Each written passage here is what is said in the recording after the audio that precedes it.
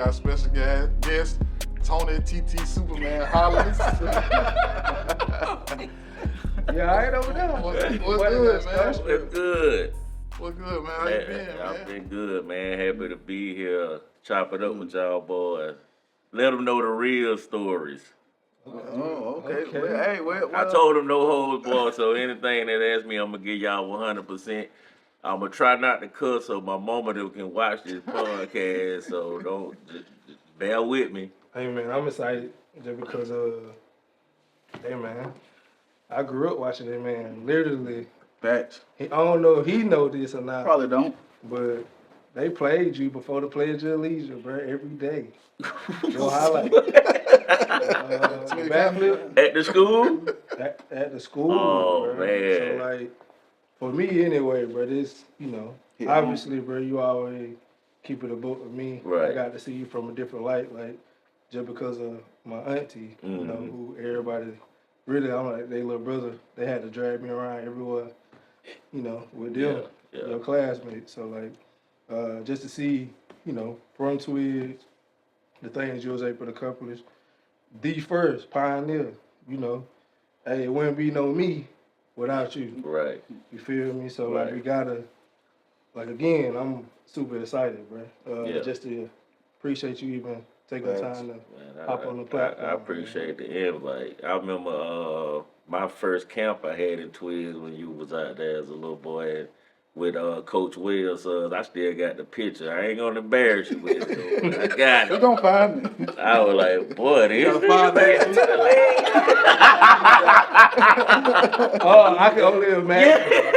I can only imagine. That's why this jersey was so big, it was slouched over the side and everything. But yeah, man, I can only imagine. Yeah. Just because, like, for people who actually know me, they kind of, know the story. Well, football wasn't in the. I was scared. I was literally, out there because of who you was to the town, to the city, like to the whole county, and really the middle of Georgia, like. Right. Everybody could walk around and, hey, man, we had this guy from here. He did the same thing we did. Tony Holling. Make it. So, definitely got to get that picture. Sure. For sure. But for the viewers out there, obviously, we know who you are, TT. But walk us through the upbringing coming from Twiggs County. Well, I'm originally from Twiggs County, Spring Valley to be exact, man. And just coming up, my mama actually from Wilkinson County, my daddy from Fort Hill. They just moved to Twiggs, so just growing up, Clyde Regan played a major part. Clyde Regan and Mr. S.T. Stevens, I say both of them because they played a major part in my getting involved with sports. My dad played semi-pro baseball, so we used to follow him around a lot, but as far as basketball, football, and other sports, Clyde Riggs and Mr. S.T. Stevens was a pioneer to the guys, from around the neighborhood. Shout out Mr. Clyde. Yes, sir. Clyde, and I actually, when I first started playing 5 years old, I quit after I got my first hit. Who hit you? Carlos Holston. I remember that day, and from the league to everywhere I played at, that was the hardest I ever got hit. Every time I see him, I look at him like, boy, I owe you. Boy. You know what I'm saying? Like, boy, I owe you. But just out there running around and trying to catch a punt, and I'm up like this. Man, bro came through in the real cage. I took my stuff off right there and walked home. We practicing at the Board of Education. I took my stuff off on the field and walked home. It was over with. I thought it was. My dad looked at me like, "What you doing?" I said, "Man, football ain't for me. I quit." He was like, "Nah, you gonna got that tomorrow." And, So, this is some information that I gathered. So, I heard your dad was the reason why Twiggs County High School got a football team. One of the reasons, my dad, Lonnie Ford, Hawk, Walker Lee Harris, Miss Laura Gallimore, U-Haul, James Grant. I'm forgetting somebody, but it'll come to me. they was every Saturday they was standing at the four-way in Twiggs collecting money because the state had gave us the grant, but I think we had to raise like 10,000 or something like that. And like every weekend they was either at the four-way or making plates. So we finally got up the money and, brought Coach Lee in and he turned everything into what it was. Man, that's crazy. So I ain't from Twiggs. We know. I'm from Macon, Warner Robin, Slad. Come on. Everywhere. So Nigga from everywhere. so what year the football team actually started in Twiggs? 95. Oh, okay. 95, when we played, that was my 8th grade year. We played a JV schedule the first year, and then 96 when it went to a varsity schedule. Y'all 1A back then too? 1A, yeah.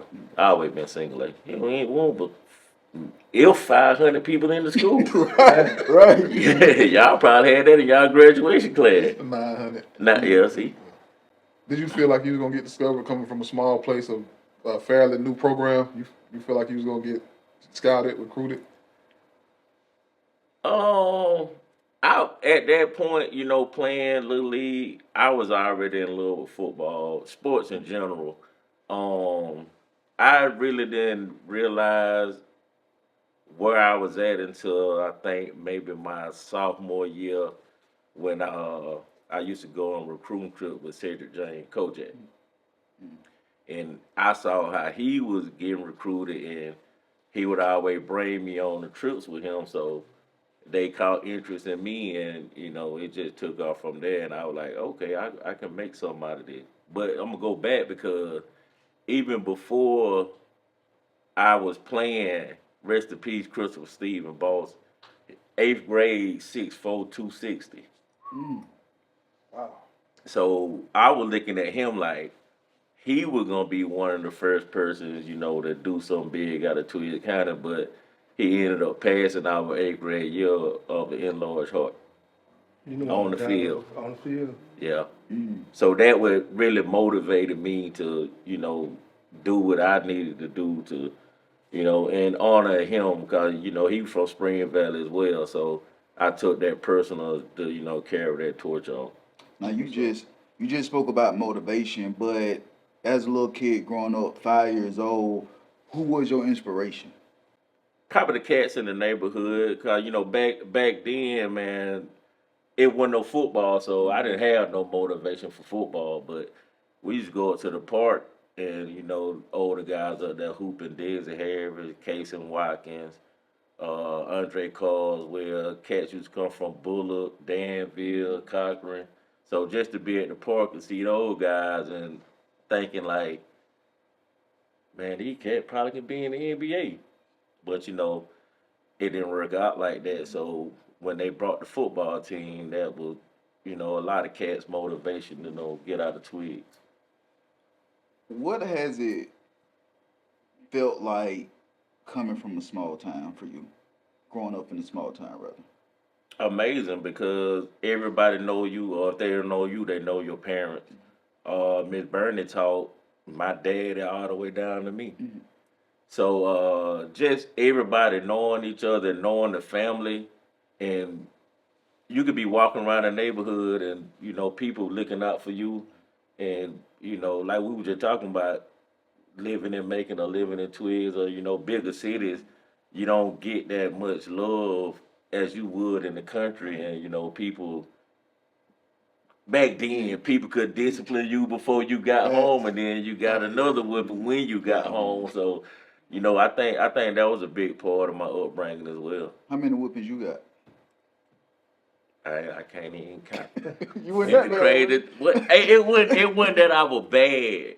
My dad had this thing where we didn't get whippings during the week. All our stuff piled up to Sunday. Oh, man. And I was the youngest of 5, so I was always first. So I got the warm up whipping. And then, everybody else got there. He was tired by the time he got it done because he done took it out all on me. Yeah. So you were more so, I guess it made you the role model. for the group? Nah, cause my older sister, Shakita Hall, she was actually a dog in basketball. Okay. She had a scholarship to UGA. She quit her senior year because her and the coach were butting heads. But now she a pastor, musician, all of that. And then my brother played. He was good. So I always followed them because I saw them do it. Mm. And like my sister used to beat some of the boys playing. So y'all really would have been house divided. I probably I know we're gonna get to the UGA stuff later on, but had she been there, I probably would have went. I wanted to go to UGA. Yeah. Yeah, I wanted to go there, but the cards didn't work out. That's interesting. Yeah. Nah, my whole family had UGA except my nephew did. Why didn't you go? And my sister gonna be mad for me saying this. So sorry, Niecy. So UGA was recruiting me. Mm-hmm. I was going to the games, sit-ups. So it was one particular game we went to, and like when you get recruited, the whole group you walk around the campus and they taking you around.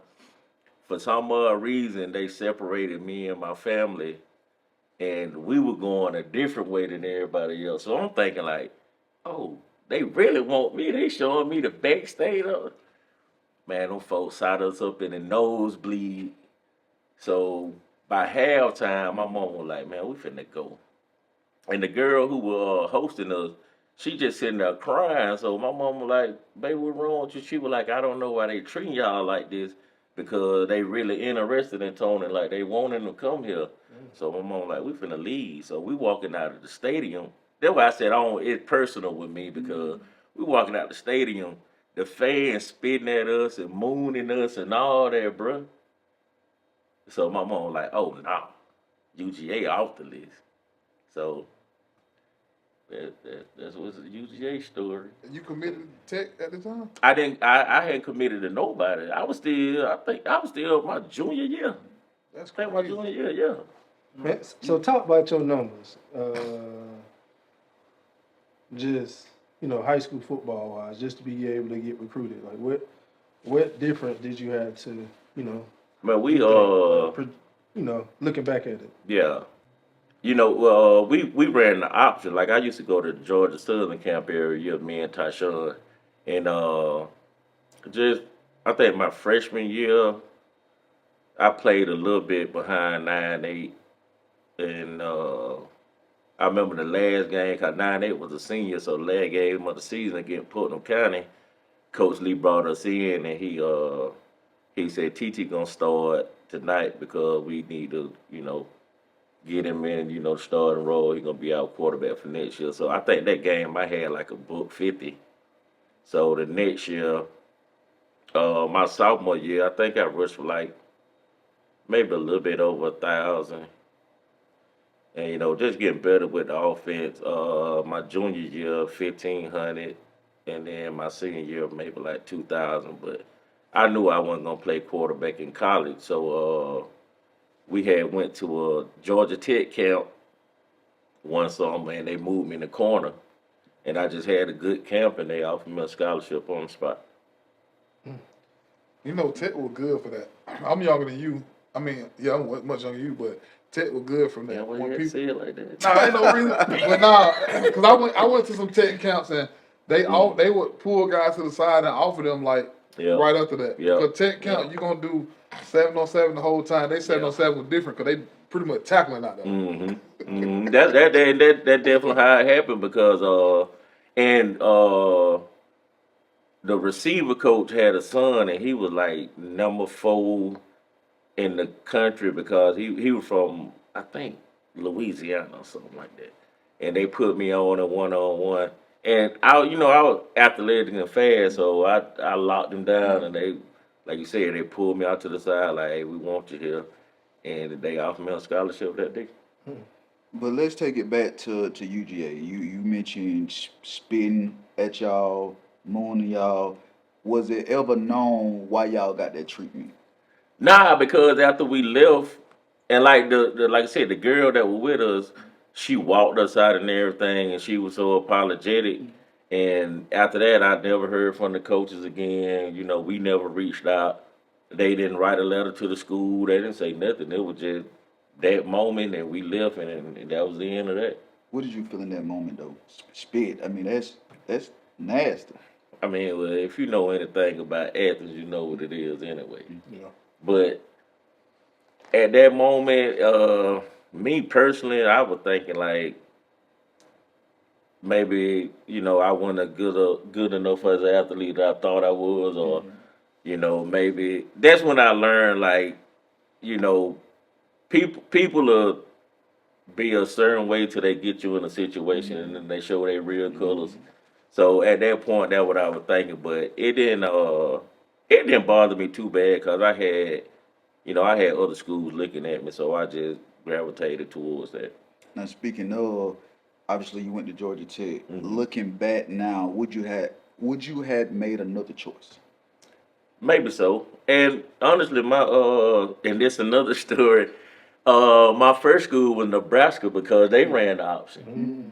So I was like, feeling perfect. And I'm talking about me and these people were talking every day. Like they calling me before school. I'm on the phone with them every day. And like one day out the blue, they just wrote me and said they ain't gonna recruit me no more. That would really hurt. That hurt me more than the UGA Why? because I'm like, That fit your skill that's set. my skill set. Like they run the option. I'm rushing for 1,500 yards as a quarterback. They Tommy Frazier leaving. I'm like, boy, that's perfect for me. And they wrote me and said they ain't recruiting no more. I think that's the only time I cried during the whole recruiting process. Yeah. People don't understand, man, that recruiting process. Tough. It's tough. Me and Quiz been through it, and you know what I'm saying? Like, it's It- rough, bro. And it's even worse when you don't have nobody before you to show guide you, you, yeah. guide you with it. So me and my parents, we were learning off the fly. Yeah. You know what I'm saying? We, taking phone calls, going on trips every weekend, coaches coming into the school. And, as a parent, they want to be there for everything. So my mama leaving work, my dad leaving work, and, want to talk to everybody just to get a feel of it. And, it's hard. It's way easier now with social media and everything. Oh, yeah. What was it like though being Tony Hollings? It was good and bad, cause like you said, you have people that, and I think I just made a post about this a couple of days ago, where it's hard, it's sad that children's success, grown folks hate on it, and just being who I am, and me, I think I get along with everybody, and just to hear negative comments from grown people. That's probably one of the hardest things, with me. And I'm feeling like I ain't bothering nobody. I'm just doing what I love to do. But people still hate on that. How did you deal with it? Just the mindset, and my parents, and my older sister. Like I said, I'm the youngest of five, so I was always, having to deal with stuff. But my parents and my folks, they motivated me, and I actually, I grew up in the church and stuff, so I always had positive influences around me. So and people gonna say what they say. I just learned to ball it up and just take it out on the field. Cause people gonna say, they gonna hate on you no matter you're doing good. If you're doing good, They man, I got something to remember say. I dropped a punt one game. I told y'all he wasn't worth going to college. A punt? Like a punt? You want to kill my whole career because of a punt? You want those Yeah. crazy though? When you mess up in the game, it don't matter how loud the crowd is, you still hear. You hear that one person. voice. Yeah. You hear that one voice like, yeah, he ain't. Like, but, Yeah, for sure. man. That is hilarious. So, go ahead. Nah, you good. So looking back from 5 years old, going to Georgia Tech on a scholarship, going to the NFL. How emotional was that from you coming from a small town? It was very because at my sophomore, junior year when I started getting recruited heavy, the NFL was my main goal. I didn't have a plan B. I didn't have a plan B because my first sight was the NFL.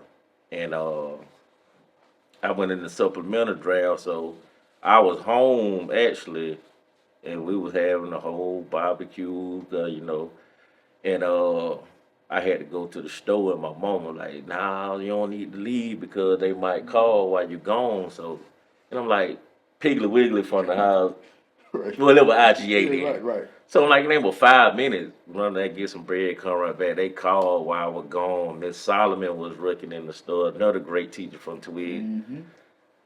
And she was, my mama called the store. Miss Solomon got on the loudspeaker, TT, you need to go home. Then they had my phone, so I looked at the phone and I was like, I don't know nobody from no 713 number. So I put it back in my pocket. And they called again, and it was Coach Palmer, the offensive coordinator from the Houston Texans. So he was like, we drafted you in the second round. Man, me and my partner ran through the whole store. we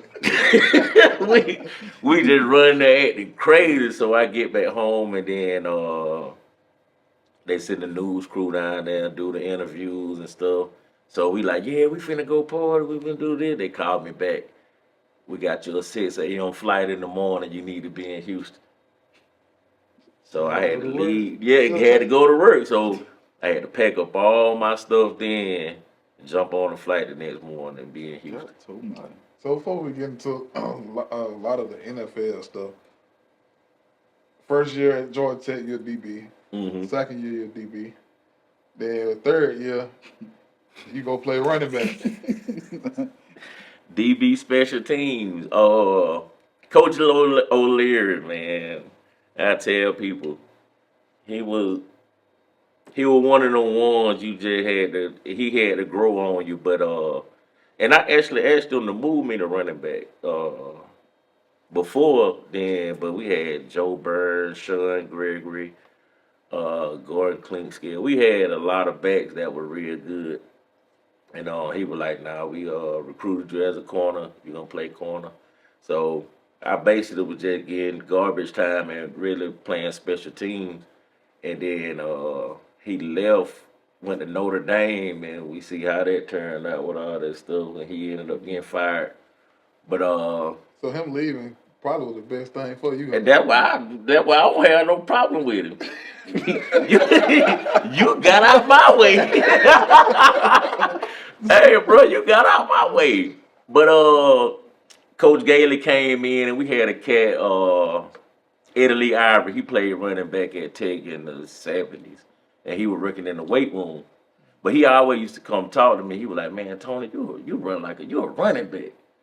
You're a running back. So the first week Gailey came in, I was in there working out, and Italy Ivory, he's like, man, come with me real quick. So we went up to Gailey office, and he was like, Coach, trust me, Tony is a running back, moving a running back. So he was like, well, I'll move him to running back in the spring. And if you don't pan out, for the summer, he still know the defensive playbook, he can go back to corner. So from the spring until the first game, I went from the 11th running back and started the first game. Well, I thought it was like 5. I didn't even know you had 11 running Bro, backs. I went from the 11th running back. Though, cause probably a good 7 on scholarship. Yeah. Then you got to walk on. You got to think a couple of walk-ons probably can play. Right. And we had PJ Daniel, my brother, man, he was a walk-on. He ended up getting a scholarship and played with Baltimore Ravens for a few years. But we had, like I said, we had backs, and they was all, but them the homies, but at the same time they looking at you like, bro, you trying to take my position. Mm-hmm. And one of the cats that we signed together in 2000, Jimmy Dixon, he was like the number 3 running back. So when I moved and I jumped, they ended up moving him to fullback and moved me to, the starting tailback. So what game made you feel like, oh yeah, I'm finna take out with the running back play? Cause the bigger difference from high school to college for that running back thing, them D linemen running like us. Oh yeah. I say going into my junior year when we played our spring game at Mary's, and I used to travel for spring games. around the area. Yeah, Mary's High Yeah, School. Mary's High School. Okay. Yeah, cause we, back then, we had a crowd. They followed us, so we moved it to Mary's, and the spring game, I had like 254 touchdowns. So, and shout out to my running back coach, Coach Nix. He looked at me. He said, "Boy, you special. We're gonna do something this year." And from then on, man, That's all you be needing to hear. man, from what us. that affirmation, man? You just be needing one person to believe in you, and just take off. But yeah, and then with that too, I can say that now I'm out of college and he don't coach no more. When we used to go out and party, man. The man used to come get me on Thursdays. Hey, you staying at the house the whole weekend, cause we don't need you out there doing that crazy. So I used to go stay at that man's house and everything.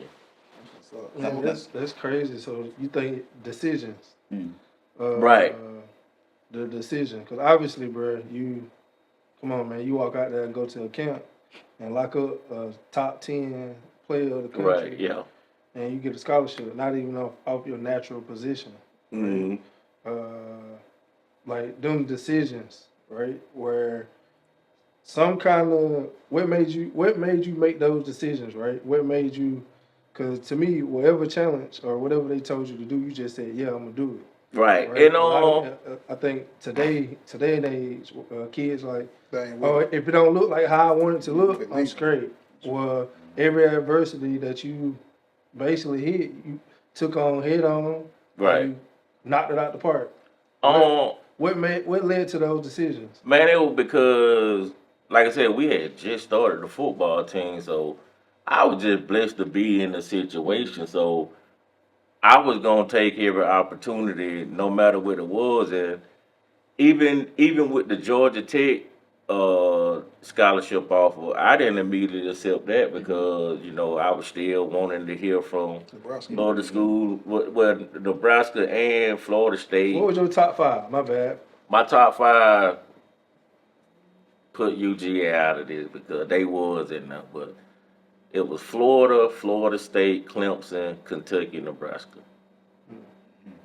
Georgia Tech wasn't even in my top 5. I was about to say. They weren't even in my top 5, but the opportunity presented itself, and I even after that, like I said, I still hadn't accepted the scholarship. So my aunt living in Atlanta, my Aunt Ruby, she called me one day, asked me how everything was going, just keeping up with everything.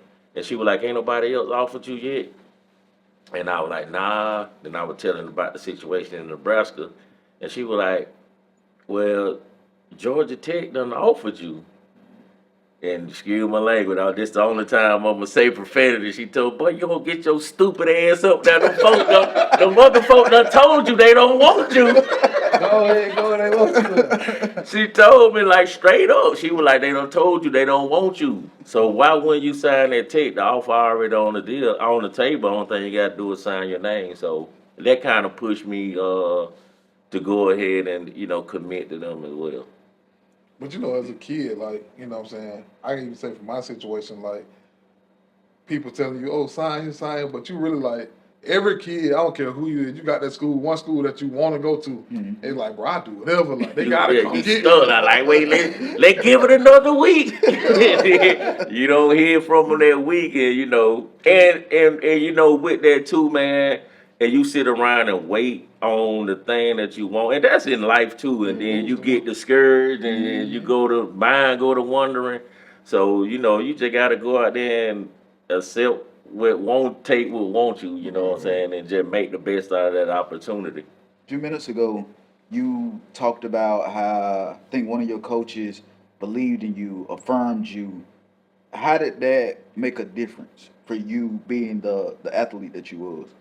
Man, it boosted my morale because coming into a new position, and then you got all these what ifs. Like at the end of the day, you know your ability, you know what you can do, or you set your mind to it. But just for somebody else to see that in you and actually speak that, man, that boosts you up so much. That's why when I talk to these kids today, I'd be like, hey, look, I'll be honest with them, and just try to guide them on what they need to do. And they probably don't hear this from other people, or it come better hearing it from me because I was there. Or like I said, it's why like me and Quiz, if we talk to them, we tell them, you could do this. Woo, woo. It sounds better coming from us because we played in the NFL than coming from your uncle that drive forklift. Right.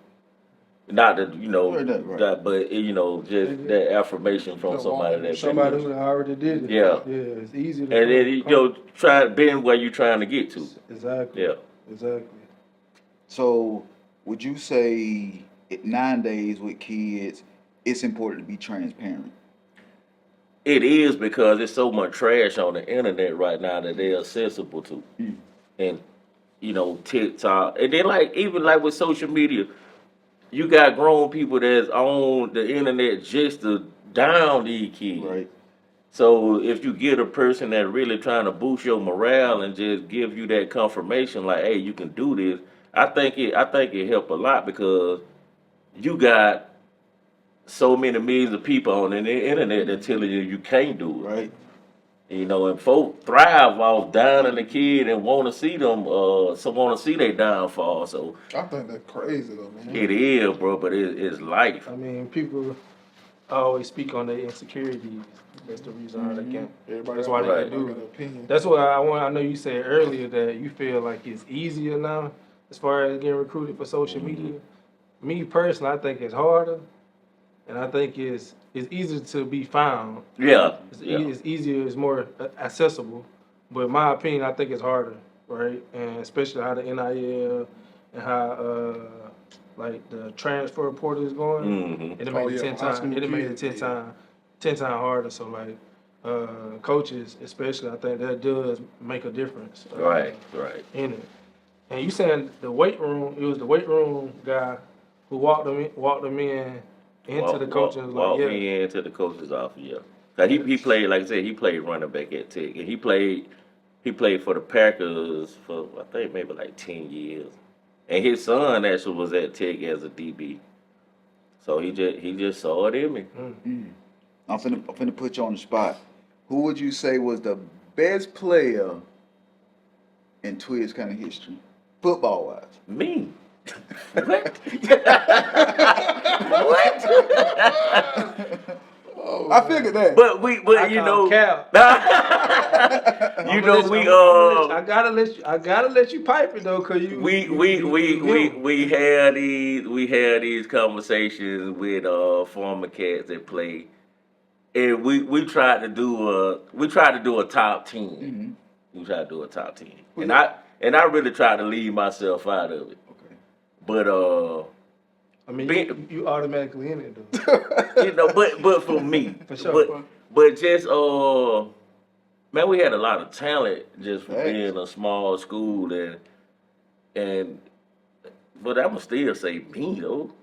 You supposed to. So when you take you out of it, who number one on the list? When I take myself out of it, just overall athlete, or you just talking about football? Football. Me personally, bro, I'll say D.O. Craig because he can play any position on the field. Quarterback, running back, receiver, corner, safety. And I tell him this all the time that he the best athlete, I done seen, me personally. So yeah, I always give bro his flowers and Did he go to school or? attitude. I tell him, but when you D.O. like 6'2", 6'3", 200. He was ankle first leg on the 4x1, first leg on the 4x4. Baseball, track, basketball, 2 guard. Basketball, he was playing. Man, he was nice. What would you rank Quiz on the list? Quez would be top 5. I mean, and then just me. He came on in college. Right. Ooh. I mean, no, because, and then you got to think about it. with the story of how you got your scholarship, how you know, started getting looked at. But same thing like you, he locked down the receiver. That's what I'm saying. Then that what a lot of people don't realize. If you not getting looked at, and then somebody that looking at somebody else, that's why they say, hey, put it on tape. Right. Yeah. You know what I'm saying? And then that can be a situation that work out for you. True. I gotta give my rebuttal. Go ahead. I gotta give my rebuttal. Why you say late? Because technically, all the receiving records at Twiggs County is mine. I can't speak on that. I don't know. I mean, I ain't even know that. I ain't even know that. you was there when I did that. Right. But look though, Okay. you didn't get recruited as a receiver. But I did though. I made a decision. I made a decision to say, hey, I'm playing DB. Okay, I didn't know that. A lot of folks don't, because we haven't had that conversation. It wasn't necessary for real. But we dropping it on Wednesday today. You know what I'm saying? Just like gonna have some friendly banter. Yeah. Just because like everybody know me, like, all right, Kobe down today. I got a pocket. Kobe down today. Cause people talk about Travis, right? Shout out to Travis. I could have did the same thing. Okay. Like easily, cause people go look at my receiving. Like, look what I did. Mm-hmm. You know, and me going and play DB. I heard I got a lot of stuff that you got. Man, he can't play DB. Right. Why you going to play DB? That don't even make sense for him to play DB. Yeah. Man, that's what I got. Now to go and I got Jimmy Thorpe. Hey, I'm just saying. You did. Come on now, that hard to do. It is. And to call my own shot though. That's the crazy thing. If you'd have won a Heisman, you would have brought it today. You'd have brought it and sat it on the table. Right there. Right there. Hey, and it's funny though, because the week against BYU, the game I told my ACL that Tuesday, my running back coach came in the locker room. He was like, man, I don't want to tell you this because I don't want you to, get off track, but they just put your name in the ballot for the Heisman. Boy, you talking about a nigga with geek, though? What? That's the best player in the country. Bruh, I had wrote a note in my locker. Welcome to New York. And put it in my locker, just to keep my mind on that. BYU. What was it like hearing that though?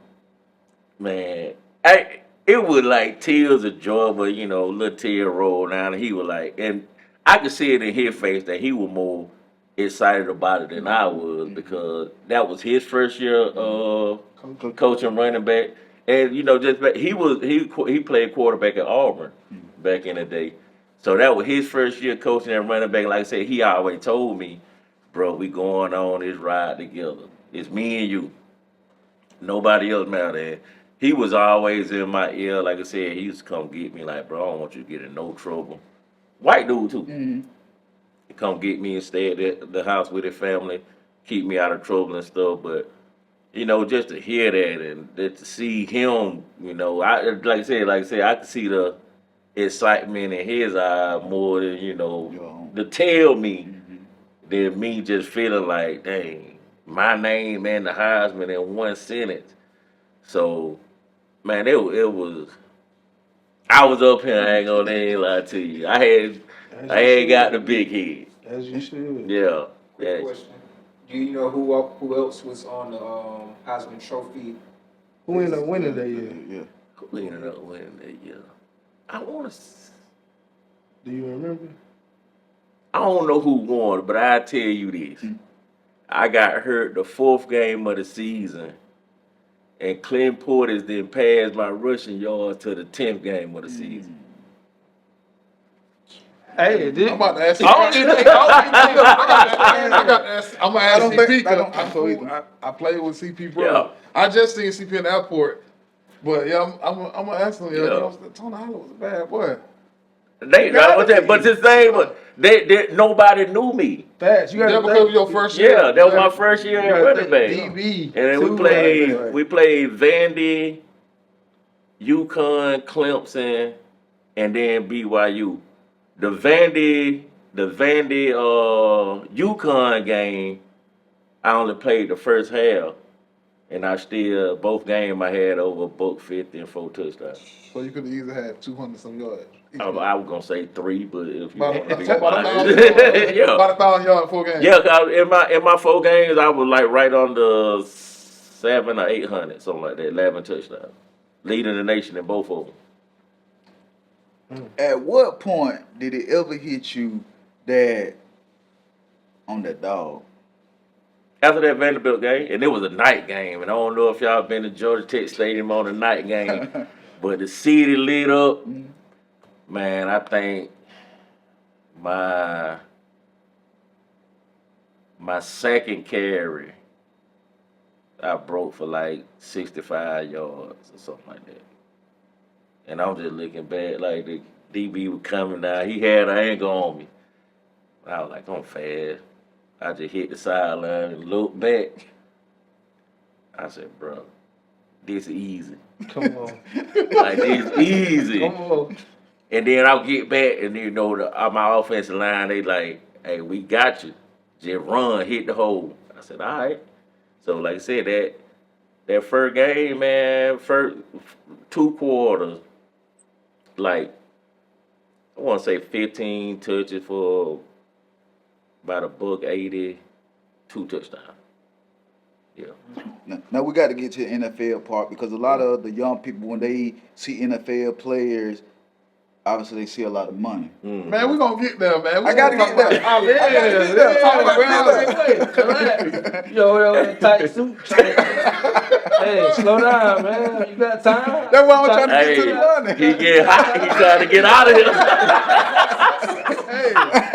Time, champ. Yeah.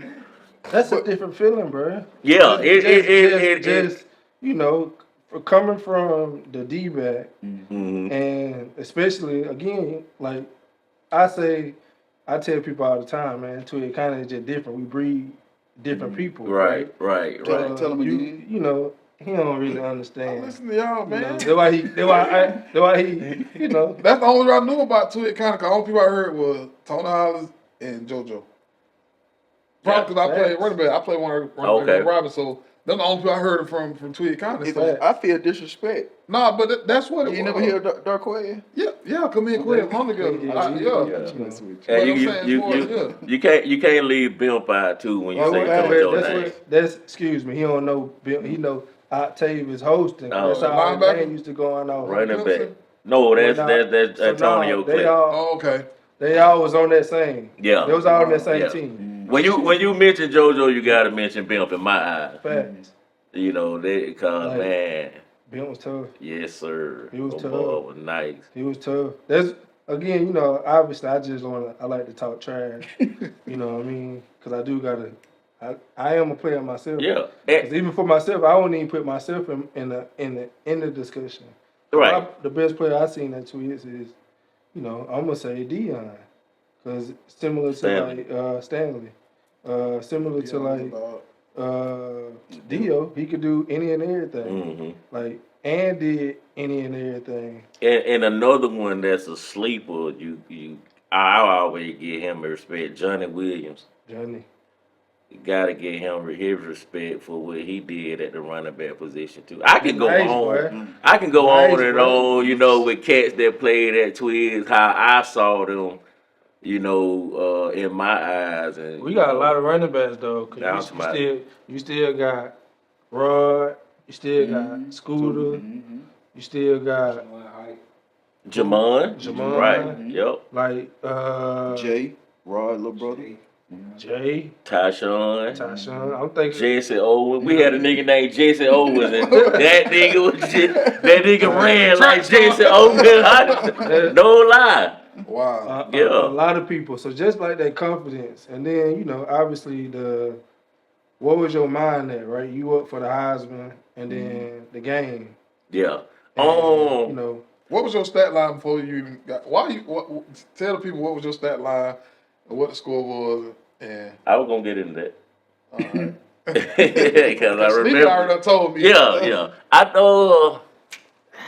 I want to say it was like 980 something, 11 touchdowns, and the play I got hurt on fourth quarter, 2 minutes and 32 seconds left in the clock.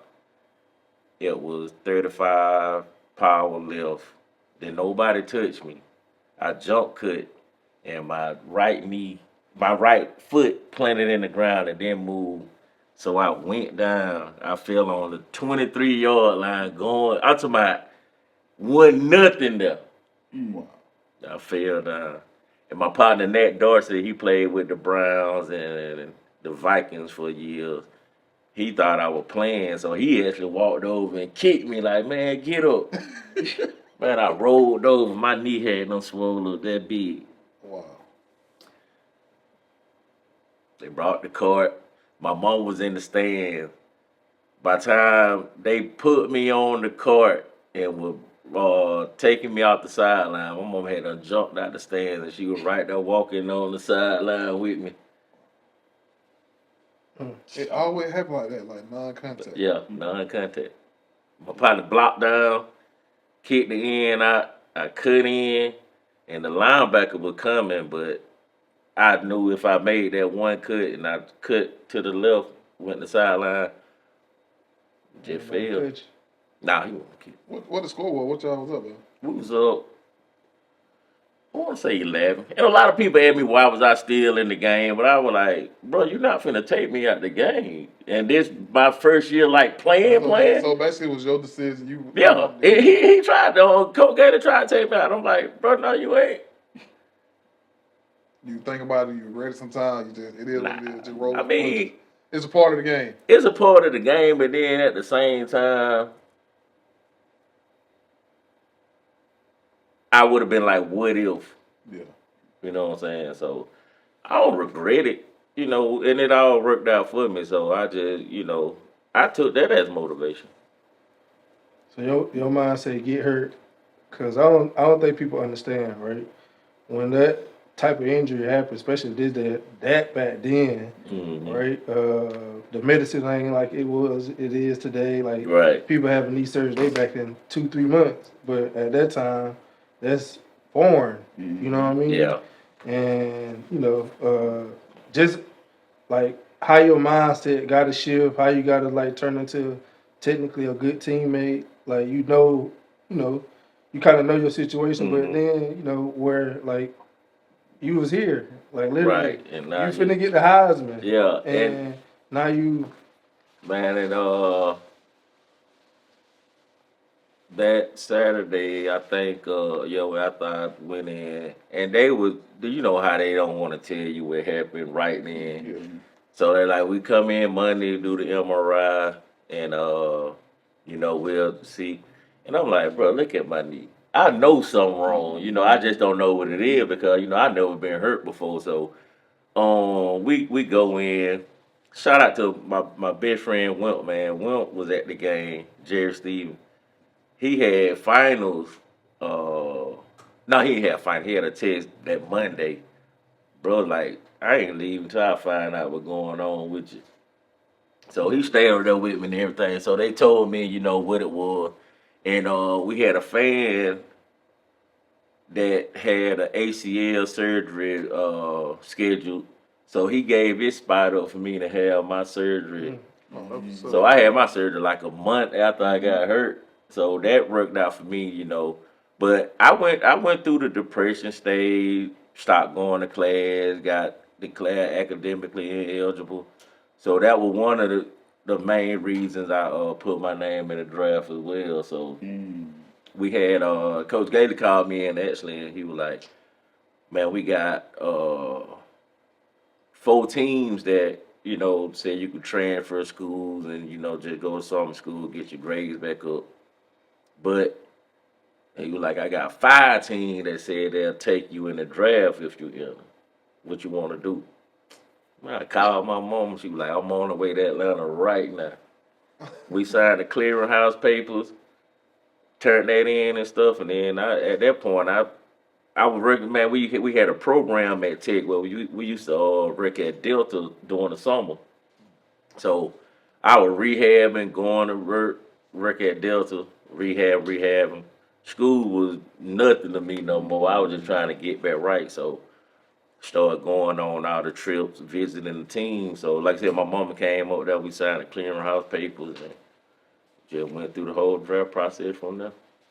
How did People don't realize like it don't take much, two, three games. Oh, they see what you can do. And it's funny because my mama came and she was asking like one of the trainers, she was like, how he get drafted off of 4 games, and it was one run against Clemson where it was raining and it was a run to the right and I stop cut on a dime and reverse field, stiff on the linebacker and outran everybody in the pouring down rain.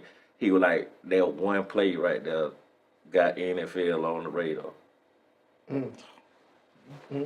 How did you get past the depression part though? I don't even know. It was just, I think it came when I started seeing that the NFL was really interested in me.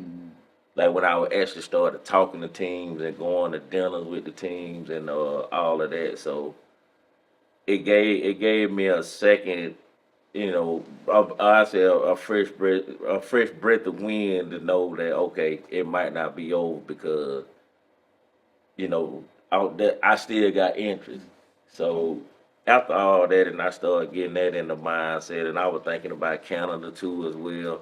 Cause like I said, I didn't have a plan B. It was football or nothing for me. So after just talking to teams and stuff, and seeing that they were interested, I think that kind of pulled me out of everything. So going to Houston, right? New team, right? Yep. How was that? I know you just got your draft story. Yeah, I knew absolutely nothing about Texas or anything, but did you want to get you some swingers? boy, them the most ugly. Hey, when I first, no lie, off the plane, so I flew in. It was night, so they took me to my hotel, and like. It was like across the street from the stadium. So I'm walking down Kirby and Maine. And I was like, what the is that? the paint clean. And I was like, the wheels so long they about to trip you, boy. Bro, I'm like, man, I gotta scoot over on the sidewalk. And they were like, but don't but they ride out here. And I was like, why? I come down the road. But Houston, man, I love Houston, man. Houston was amazing. When I got out there, I lived in a hotel for 3 months because I ain't had no money. Let's talk. All right. Now's the time. We get into. we talk about. You know what I'm saying? So yeah. People think you get drafted to the league, right? You got that check right now. Coming, You know what I'm saying? And cause I got somebody here. You know what I'm saying? I just got a check, right? I'm gonna share it with y'all. We ain't gonna talk about the numbers, but we just gonna talk about the operations in it. You know what I'm saying? And yeah, you get drafted, right? You stay in the hotel because you ain't got no money. But to the world, you're the richest man alive. You're an NFL player. You got this many $1 million. I was like, boy, I was still borrowing $100 from my mom and my auntie. I ain't have no car, so I walked everywhere I went. And luckily the team paid for the hotel for the 3 months I was in there. You said what? That's crazy. Is it? Crazy. Yeah, but you don't realize that because of perception. And then you look at the clickbait on social media, he just signed such and such. Right. Where it's so much come out of that though. Agent fees, taxes, everything. Taxes. Everything. Taxes. Taxes. I remember my first check, boy. They messed up. This ain't the number I signed. Why? This ain't what y'all told me. No, I ain't coming. I'm stopped coming. If do it, cause it ain't right. But no sir. No sir. Just look at that. Hold on. Really, you should look at the bottom. But Mm-hmm. Talk about that, but we're gonna get back to the business side. Right. But just far as you playing though, the experience, you done actually made your once at 5 years old, I'm gonna be a football player, I'm gonna make it to the league. Now you here. Right. Right? And I say this about the NFL as far as playing wise, leave the business out for right now. Mm-hmm. It's way easier when you get to the league. Everybody think it's hard, but it's way easier as an NFL player than from college, high school, and all of that because you already a professional and everybody looking at you in that eye, so you ain't gotta be out there at practice busting folk head trying to do this and do that. Everything I think my mental. Yeah, it's mental at that point, and I think we practice in shit. We probably practice in pad one time a week, and Who was your coach? Who was your head coach? Don Capers. Don Capers. So we practice in pads. I think Wednesday. Tuesday you automatically off. I said Tuesday off days. Wednesday like weights and film. Wednesday, you in pad, do a little studying up, not really no tackle. Thursday, pretty much laid back. Friday. And then Saturday a walkthrough before you get on the plane or you go to the hotel. So the process of playing, it was way easier in NFL, but the business. Politics. Politics, the money. Talk about money. That's the difference. That'll make you. Man, it's crazy. I had a partner came out with me, white dude from North Carolina. Ended up going to the Panthers. Mm. I think that year the Panthers drafted that tall dude from Michigan, receiver. Oh, punches. My boy literally killing everything out there. He said his receiver coach pulled him to the side. Man, you really the best one that was not drafted. But we got money invested. We don't have a spot for you. Me and Dominique Davis got drafted the same year. We rookies. And shout out to my boys, Stacey Matt, Jonathan Wills, Moran Norris, all them cats. But we out there fresh, doing it. Well, y'all, we paid them $8 million a year. We gotta have them on the field. Come on now. That's what the people don't understand. Yeah, that's so they'll look like from the normal eye, they'll be like, "Oh, this nigga ain't playing. He must be sorry." Yeah. That's what majority of them think. But that's what you thinking, and not knowing the money gotta be on the field. Well, yeah, for sure. There was and a then dude play with him that didn't play in college a dime and got drafted. who? The dude with the Bengals when you like, oh, buddy got drafted. He ain't never played at LSU. Oh, you talking about James? Shout out to James, bro. He never played. James, right? He was a dog though. Nah, I think I had more interceptions than he had receptions. He did get drafted. Never played. But he was all right. To your point, right? James is also great character guy. He gonna show up to work. He gonna know what to do.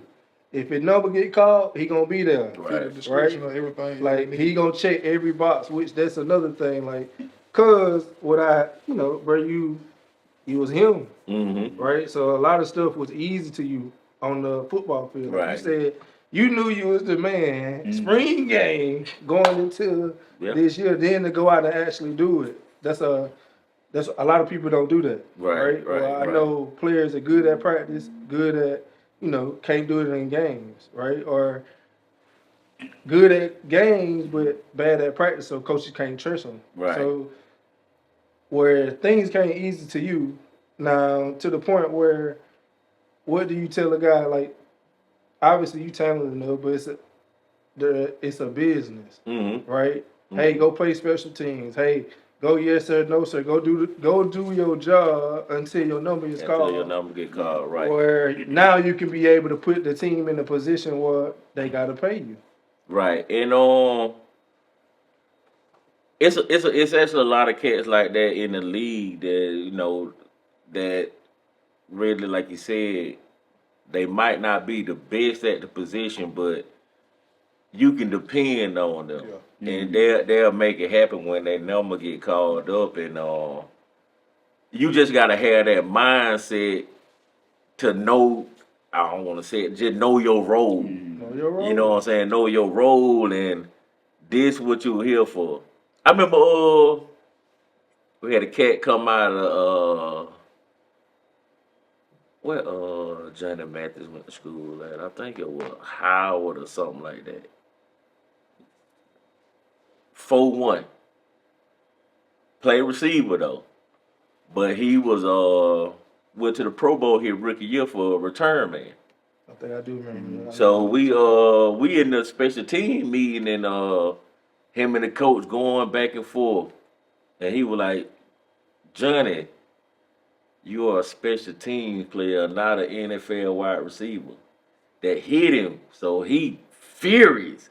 So coach, when people can prove their point and not try to belittle you, you got to take that advice. He was like, how many snaps you done got at receiver this year? And then how many snaps you done got as a special teamer? Now what your position is? But you saying that TT is now being older, I'm sure Quay, we look at it like what's your role. Mm-hmm. But me, you know what I'm saying, even all of us coming out of where we from, like you the man, you go to college, you playing, I'm still the man. Then you get to the league, it's like, you know what I'm saying, you like, dang, like everybody the man. But you went, just say for instance, you went 2nd round, he went 5th round, you know what I'm saying? I went undrafted. Yeah. The undrafted guy might fit the system more than everybody. True. But y'all getting paid. And like you say, that's why people be sorry. It's like, nah, bro, maybe the system ain't for them. Maybe they thought, you know what I'm saying? They just drafted, they was the best player at the time. Let me just take them and see if we can mold them to our system.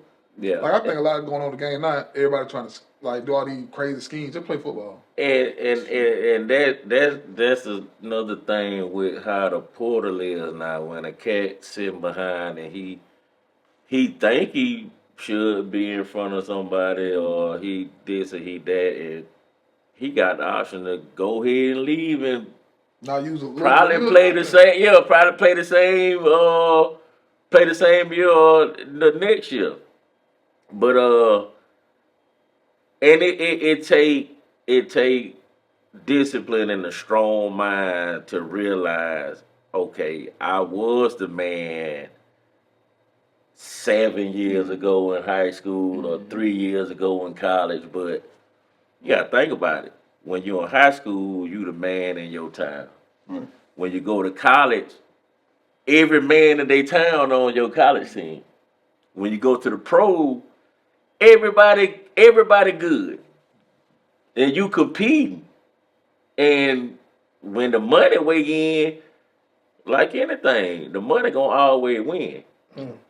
You could be a dog out there, but the money gotta be on the field. You can't make the Shield look crazy like they didn't know what they were doing. Ain't nothing bigger than the Shield. And you know what's so crazy? Most running backs suck at playing special teams. Well, I ain't say suck, but you ain't never did it. Bruh. You ain't never did it. Bro, I ran down on a kickoff one year. I said, I'm finna blow this nigga head up. But I dove straight at that boy's feet. He jumped right over me. One thing I know about running back, cause this how I was myself. Like I can run you over, I can run around you, but it came that pad blocking, or just me like just having to step in there and the linebacker coming full speed, and I'm just a standstill. Bro, I ain't like that, bro. But you got to think about it like this too with running back. We spend our whole career avoiding getting hit. Yeah. What make you think I want to run down there full speed and just run into somebody? Crash up. That's what I struggled with when I went to college. Yeah. That pass blocking, them linebacker twist, he coming full speed and you standing still. Like coach talking about dig your feet in the ground. Bro, this man gonna run. Man, I think it was my second year in the league. We were playing the Titans. And coach was like, it was preseason too, so I was getting a little playing time. Coach was like, you gotta stay in there and block Jevon Kearse. Nigga, you crazy. He's 6'6". What? The freak. You think I'm finna manually run into this man? You out of your mind. We couldn't block this week. We Bro, couldn't. if they don't, coaches don't like you to cut by like, bro, these Man, folk coming full speed. Man, you out of your mind. And I remember when Jevon Kearse was at Florida, and I went down there on a trip, and he was talking to me in the locker room, and I was like, bro, you the biggest nigga I've ever seen in my life. So he like, where you from? And I was like, Twiggs County. That nigga looked up and said, like off a tree? Oh man.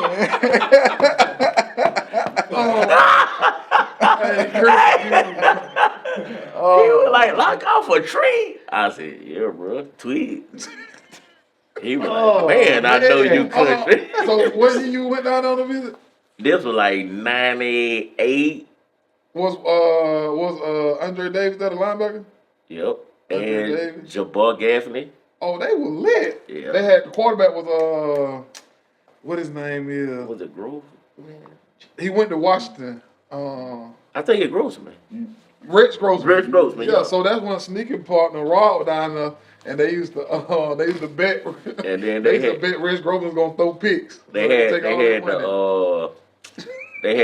the white boy number 3, Griffin or something like that. They were loaded. Yeah. Cause Spurrier was there. Mm-hmm. So, going to the NFL, fulfilling the dream, what was it like when the lights turned off and it was no football? I think for me, I can't, speak on other people, but I tried to prolong my career. That's why I went to Germany and played for 3 years. Yeah.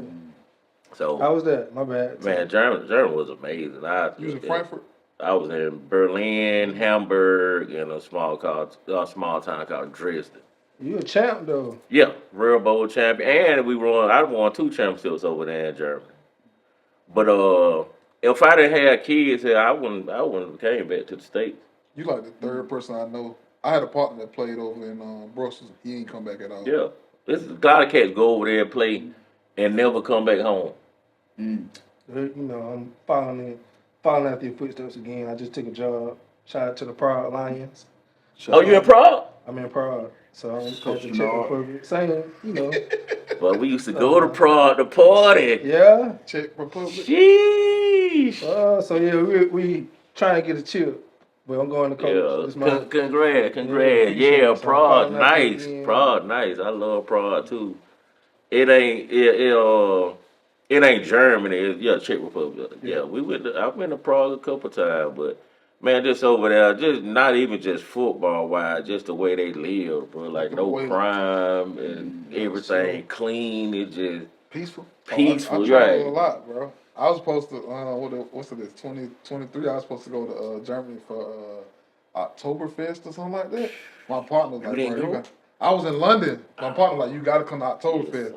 You experienced Oktoberfest? But that's a whole month. It's a beer festival for a whole month. They say it's crazy. Yeah, we went down for a weekend, and I was like, y'all do this for a whole. Just think about Mardi Gras for a whole week, a whole month.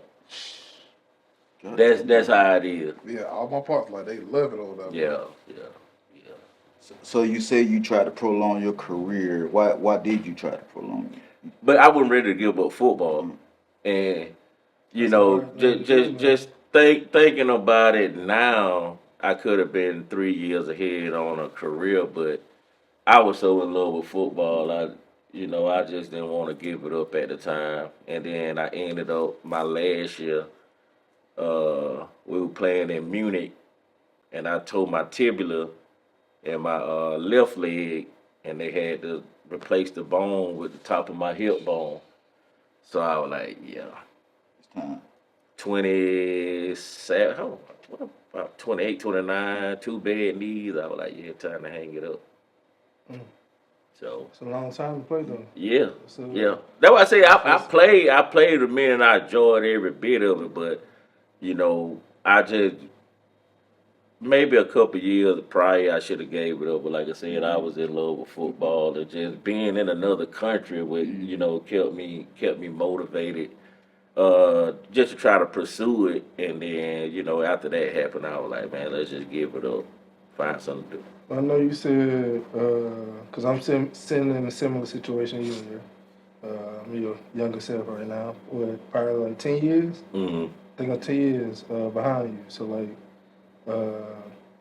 in a situation where Plan A was football was Plan A, you did Plan A. Now to the point where what's the next plan? How and what did you do to be able to get over that? Because you know, obviously a lot of us played, and I'm 2-3 years out removed from the game.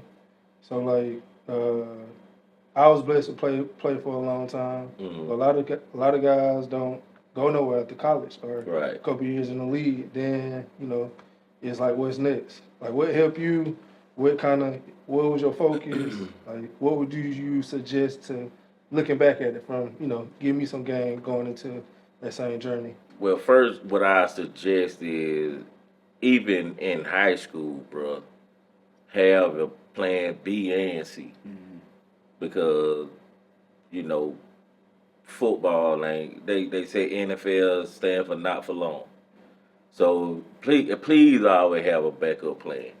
What helped me when I came back from Germany, I was actually coaching in Lithonia High School, and that's when I knew I was completely done with football because I only coached 1 year, and I had 2,000-yard rushers on my team.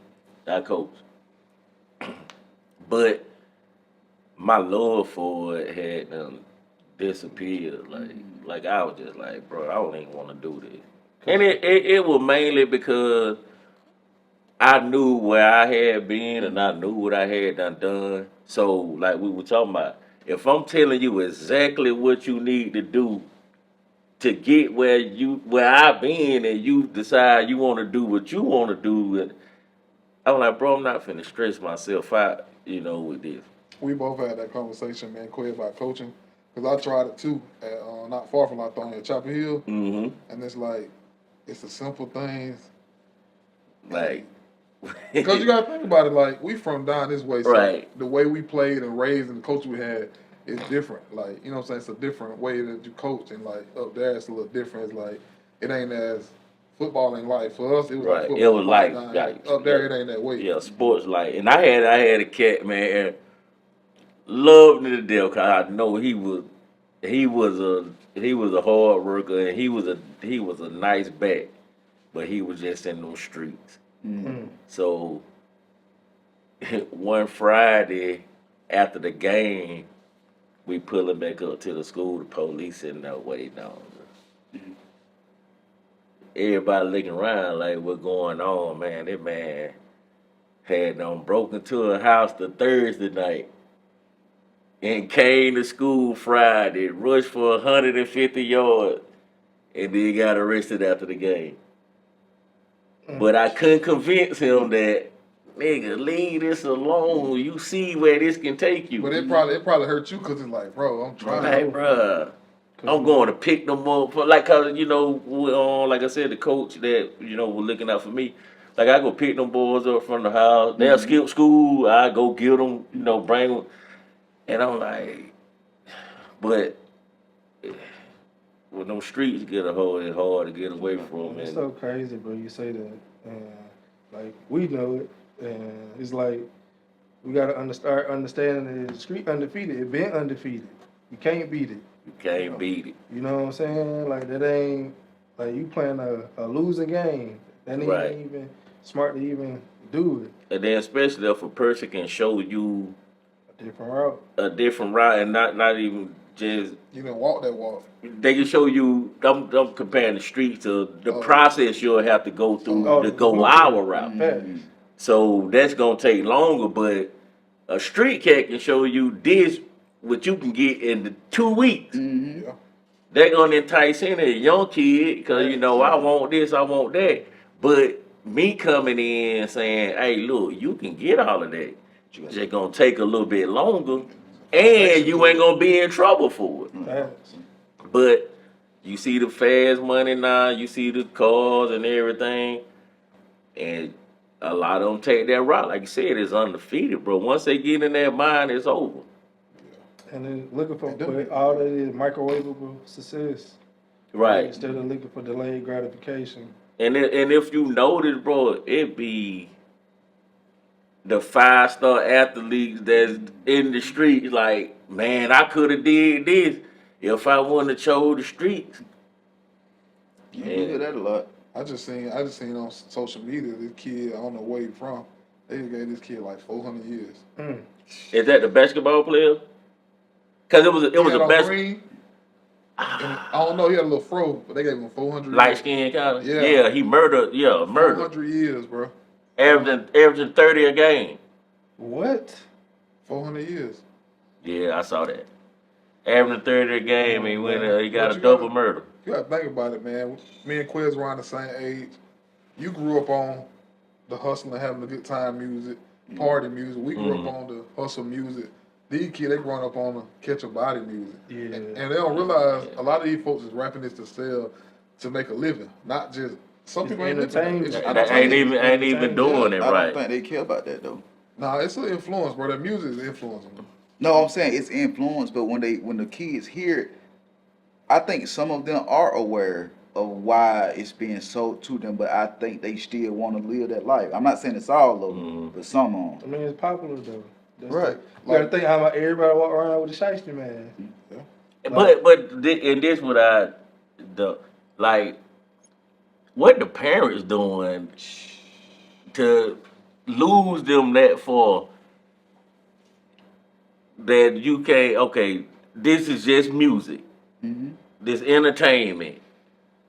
Leave it at that. Don't try to live this life. Cause then you think about it, Plies, Willie Ralph, he got a master's degree. And he played football. And he played football. You know, and then you just gotta use these things as an example. Young Jeezy rapping about all that drugs he done sold. Your son just graduated from college, so you ain't let your son, you feeding this to other cats. And you messing their mind. I mean, I can't, I don't blame it all on them because, like I said, where the parents at, and then at the same time, you got to make a decision for yourself. But these cats pushing this stuff out, and they ain't doing this to their children. But it goes back to what you said. Money gonna win. Money gonna win. That flash gonna win Like, every like, time. At them kids, age 15, 16, 17, well, 16, I got a kid. But I'm chasing chicks, working out, chasing chicks. We weren't thinking about, like, That's what I on the said. street. We just trying to have a good time. That was the baddest thing that we did. We ran behind girls and just trying to sneak and drink a little bit. I'm finna go score a couple touchdowns and see. Shoot, hey, who on MySpace tonight? Right. MySpace. Hey, Black Planet. You remember Black Planet? Hey, we was on Black Planet heavy. I had an AOL chat. You remember that? The AOL chat. A little more running across the street. Yes, sir. Yeah. But hey, my AOL chat with Twiggs County Finals. Yeah. But we were like, even though we were partying, like somebody might get to fight or something, you'll be cool with that person the next couple days. Yeah, like, that's you the be cool, thing. Like, It you ain't ain't trying to shoot nobody. It ain't no fights no more. Cause nobody don't want to take a L. Yeah. They started that when I was in school. Yeah, it ain't no fights no more. Yeah, like a kid, man, I think Carlos posted the story, and one of the rappers, Now don't be putting my name in. No, but you know what I'm saying? Everybody know you, Carlos from the news. A kid around a dirt bike, and he got hit by a bus. And when he get hit, he got 2 switches on him. Ooh. And I'm looking at it like, you know what I'm saying? That could have been a blessing in the sky. You probably finna go hurt somebody. 14 True. with 2 switches. Man, I see them cats when I'm out and about, and I see them cats. If they got a book bag on, I go to the other side or wherever. But excuse me, sir, I'm getting out of your way. I don't care what. I am not afraid to admit I am scared of these YNs. Hey, one of my partners, he used to be like one of my partners, he was a YN when we was in high school. But now you got family kids. Yeah. He said, man, he was trying to get gas on Eisenhower the other day. He put on Facebook, he was like, he seen some young dude walk, he heard him say, yo! He said that boy, he's like, you know what, I'm gonna get some gas on. But you go, like I said, you pull up to the gas station, I see them in the group, and you get out of the car, and I be like, hey, what up? Oh, hey, man, I don't even want this soda no more. Y'all can't be serious. I don't even want it no more. Y'all can't be serious when you ain't scared on for real. Boy, you scared. crazy. Because they ain't got nothing to live for. Boy, you crazy. scared. Especially when I see him with the shade outside and the spiky little top. Boy, you, man, what? Nigga, him, go on get it. Oh, you ain't even gotta put it on me. You ain't gotta put it on me. I'm sorry. I done been robbed before. I don't know if y'all ever been robbed. Yeah, I done had 2 guns in my head when I was playing ball. Nah, bro. Oh, let's talk about You that. was in Atlanta? Oh, I was in Houston. Oh, yeah, them boys play out there. Yeah. Yeah, I was in Houston, and I was that was my son. My son was being born, so I'm going out. And that's why I say I don't know if they were watching me or what, but I was went to the bank to get cash out to go buy the crib and all that stuff, and stopped by racetrack, gas up. Put the thing in, I'm going in the car, you know how you go back in the car and the door open. Man, 2 niggas behind me. Gon' get up. Yeah, I'm talking about they stood there and I twisted out my earrings, got my chain, got my money. I said, bro, y'all can have the truck. I don't just, Let me stay. nah, we don't want the truck. We know it's GPS on there. And I was like, bro, yeah. What is happening? In Houston. Literally a mile from my house. Damn. Hey, Houston night now. You go to that south side down by University of Houston. Do not go to that south side, third ward through 5th ward. Boy, if you ain't from there, Visit. Look, unless you with somebody that from there. Hey, I done been there. It changed real quick too, bro. You been From riding? I'm trying, is it Holcomb? 3rd ward store where TSU at? From TSU all the way up to the University of Houston as a 5th ward. If you ain't with nobody that from there, Don't go there. boy, just keep riding around that loop. Keep riding around that loop. He serious though. I had a fuck from that. I ain't playing with the dude that was from out there, bro. I went out there with him. Like, it'd be nice, and it just changed. Like, trash everywhere, like a house in a man, field. yeah. Don't, G, what you said? Yeah, I was about to say, where the mall at in Houston? Because a few years ago, my lady and I, we visited. Galleria. The Was Galleria. it Galleria Mall? And I just remember it was big. It had like 6 floors. Yeah, Galleria. Yeah. Yeah, Man. Galleria. Yeah, we had I think it was some guys trying to get us in at the mall. Oh, they be in the mall. Yeah, all the they time, are. They Yeah. gonna wait till you get to the parking garage.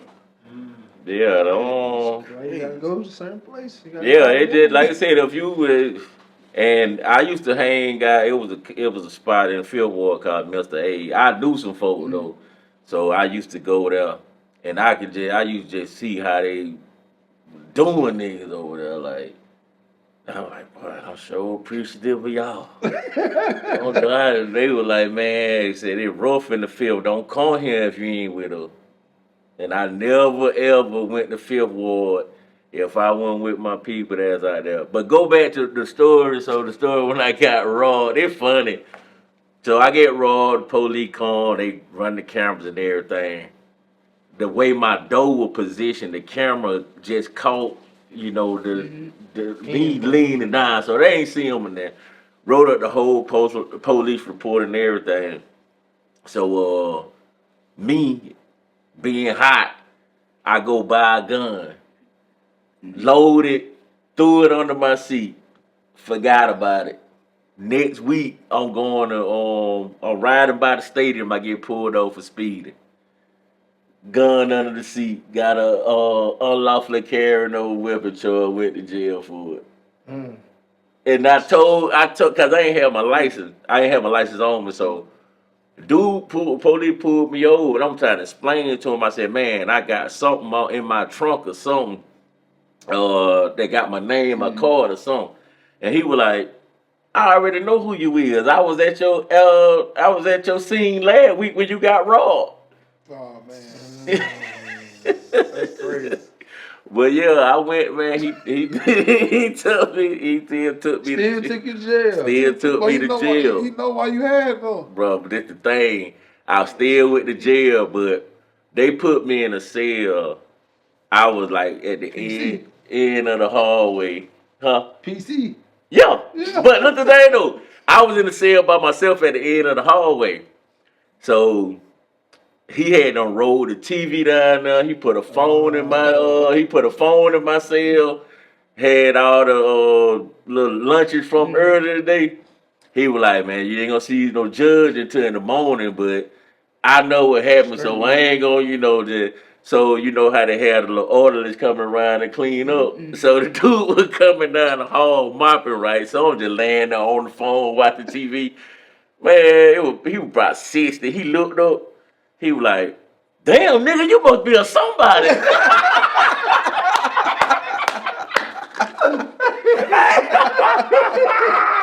Hey, with a whole nother treatment. Hey, that boy said, well, you must be a somebody. I ain't never seen no nigga in here like this. That's why they ain't even close my cell. They ain't even close my cell. I was just sitting out there at the end of the hall. And I'm talking to the girl I was talking to at the time. I was like, well, I ain't gonna be able to see no judge in the morning, so ain't no need you coming out here trying to bail me out of there. Cause, you know, I'ma still be here.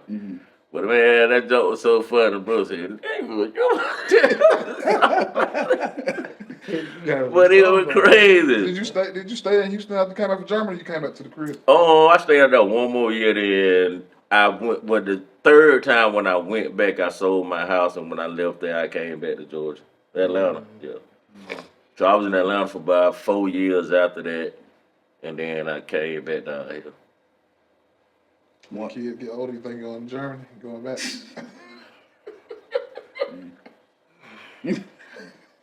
Tempted. Can't rule it out. But I loved going overseas. Oh yeah. That's my favorite thing. And then when you in Europe, it's so cheap to travel around Europe. The bullet and all that. The bullet and the flights and stuff. But the only you going to that, bro, the legal age is 16 over there now. The who? The legal age Oh, you talking about the drink? for anything. Oh, I see what you're saying. So if you out and about, you're in a club and you talking to a female or whatever going on, Lamar might be 16, 17 years old. That's crazy. It was wild. Yeah, my first year when I went over there, they warned us. They were like, man, they gonna try to get y'all because they trying to get back over to the States. Yeah. But these are children. Man. That's crazy. Yeah. And they were like, they warned us, and they thought about they were vicious. They were vicious. It's always good to hear stuff like that, especially like me and Corey, we go to Europe a lot. Mm-hmm. So it's good to hear stuff like, because I ain't never know. You know, and it's crazy because I was in London at a little bar. And so, it get cool over there. So I got my scarf and my pea coat on. So I'm chilling at the bar trying to wait on, get something to drink. I don't drink. I'm getting a virgin drink. So the little chick come up. She like, ooh, nice coat, mate. So I'm like, I'm lost because, you know what I'm saying? Most people are like, hey, nice coat. But she just rub her hand out. So I'm like, yeah, they're aggressive over there. yeah, very aggressive. They're aggressive over there. It's a different world now. Mm-hmm. It's never been a Prague, but see, Prague gonna be like a party time because they have a lot of Bill Prague where they go bounce from club to club. They do a lot of that. That's why we used to go. But Prague is a nice bunch of castles and stuff over there and stuff. Yeah, I can't wait, man. I'm excited trying to get me You got a good experience though. Mm-hmm. That was like I said, it's easy to travel around Europe when you in there. And I remember when we first stayed at our first hostel. You stayed in a hostel? But we stayed there all the time. Like Y'all 8 know years. what a hostel is? I don't. You don't know what a hostel is? No, explain. We trying to get him to come to Prague. So I know what it is. a hostel is like a room probably about this big, Mm-hmm. and you probably got maybe 10 to 20 bunk beds in there. But everybody paying like $8 to stay for the night. So you pay them by night. 10, 20 beds might be full of females, 5 beds might be full of men. But you all in the same room. And your bathroom on the same hallway and all of that. Yeah. So it's kind of like it's basically a hotel. Yeah, it's a It's an open hotel. It's big over there though. Yeah, it's big. Hostel's big. Yeah. Oh. But yeah, you be in the room, they be in there changing, you be in there changing, and then you. That really how you link up with people over there when you stay in the Changing hostel. in front of you. Yeah. But even over there, like even when you go to the public restroom, they unisex. Like you, there Yeah. might be a woman next to you. Mm-hmm. Yeah. Oh, wow. Interesting. So if you can't have sex in Europe, you don't need that. if you can't get none in Europe, So I don't know what to tell you. I don't know what to tell you. But yeah, you can literally be in a room with 20 women and they gonna change and everything in front of because it's so like the crime. Yeah. The crime ain't like it is over here. Now you can't do that over here. Yeah. But over there it's so free and everything, and you just everybody in one room, and like I said, you link up with them, and all y'all go out to the bar together, and everybody make sure everybody get back to the room safe. Do the same thing tomorrow. So give me this. Give me a your best experience either in Europe or in the league. Like when you got your bread. Like what was like the first thing you did? You know what I'm saying? Like boy, I made it. I got the money. I can. You know what I'm saying? Like, that first thing when I got my signing bonus, man, my signing bonus was $980, somewhere around there, $980. Like I said, I ain't had no apartment, no car, and then so I called my agent, was like, hey man, I need a car. So he was like, what you want? So I'm like, what's my budget? You know what I'm saying? Cause I ain't, just finna jump out there. So And he went to Georgia Tech. That man, hey, he told you. Nah, bro, real talk. good My at partner football. went to Georgia Tech Advantage. They said they be telling y'all like, don't have a 5-year plan, like have like a 30. yeah, like it's crazy. And that, the classes we were taking at Tech too, just electives, it was for long run, not just right now. The stuff to try to set us up for the long run. But I remember the Escalade truck first came out, the ESV. So I was like, I want that. He was like, what you want? I said, black, brown interior. So he was like, all right. So next day I'm at the stadium. He called me. Your truck outside, you got to go out there and sign the paperwork. I'm like, dude. I went outside, Paul right there, dude from the dealership, that they had 4 miles on. Get there. Your brother did. Had 4 miles on it, but 85,000 off the rip right there, cash. You like, oh, you don't own that, they paid for. You got to sign the paperwork. So that was my first purchase.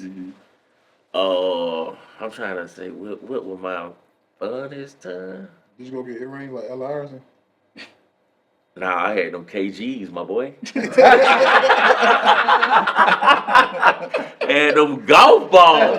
But this funny too because by making connections with the cats that I used to hang with in Houston and the cats that was out there, my rookie year they brought me straight to Johnny Dane. I was just about to ask you that. Yeah, he did one of my grills, my chain.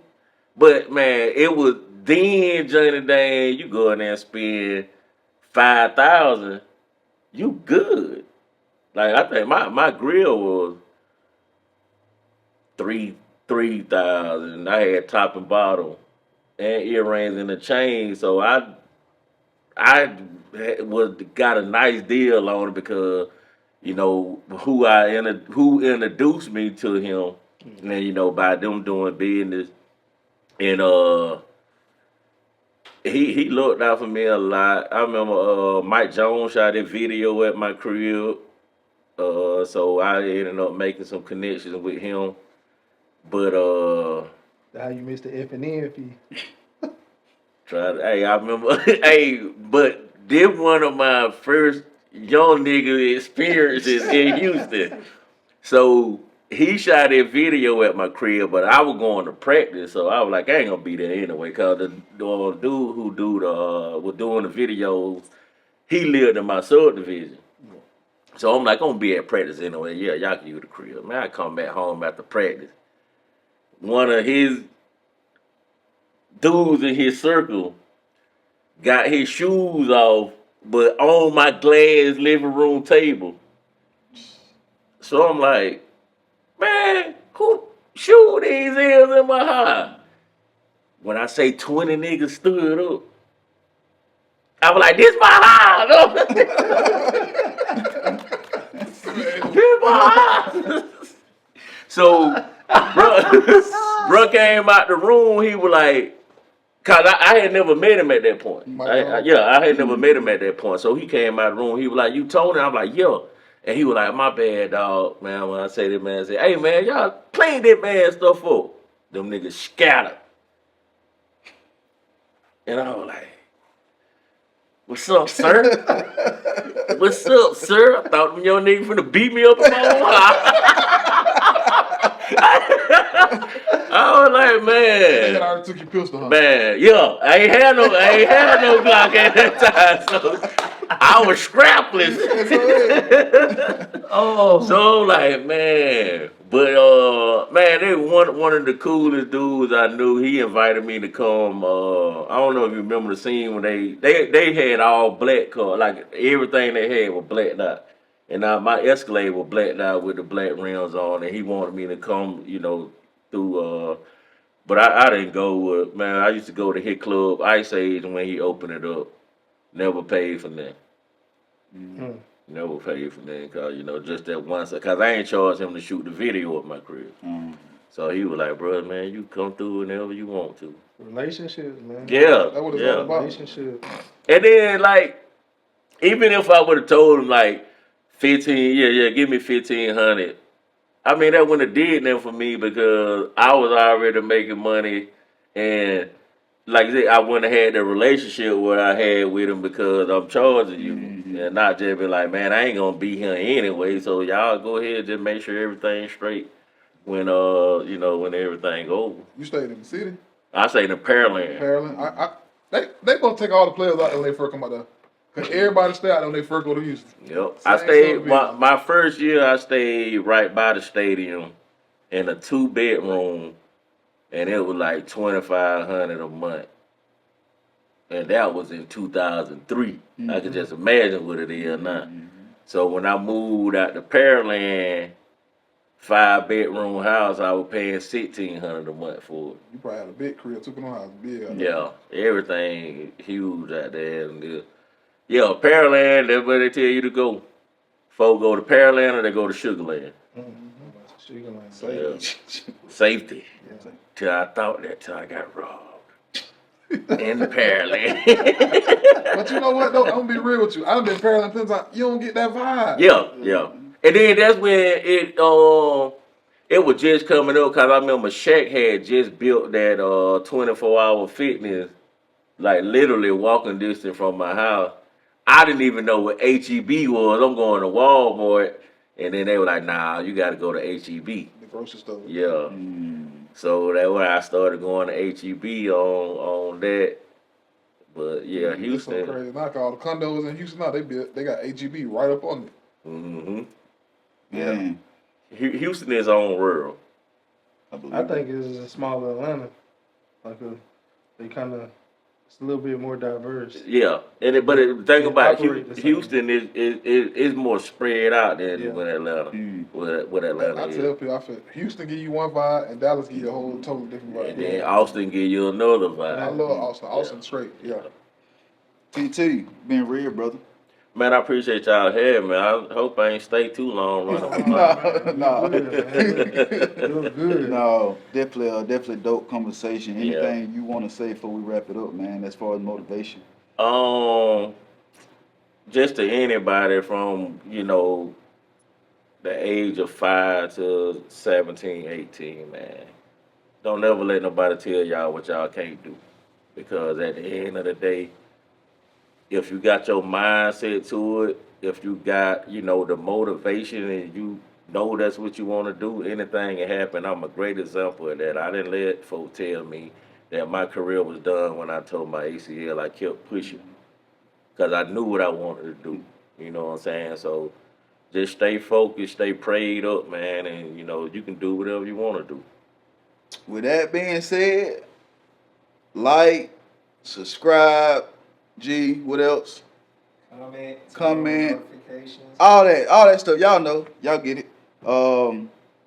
Another great episode. Season 2. Got plenty more guests coming your way. Tap in. Who you want to tell us who you want to see, who you want us to bring on the show. Am I saying it right, DQ? No, you're not. Okay. Hey, you know. That's why I looked at you. Ain't nothing. It ain't nothing new. I do gotta say something though. We Go had ahead. about 5 people ask, "Are you blind?" Because you always want glasses. I'm ready to charge Okay, you. let me help y'all out. No 5%. To help your people out. No, I'm not blind. Okay. There we go. Well, like he finna I mean, you on the temptation. news. What Catch him on with the weather too. And with that, we out.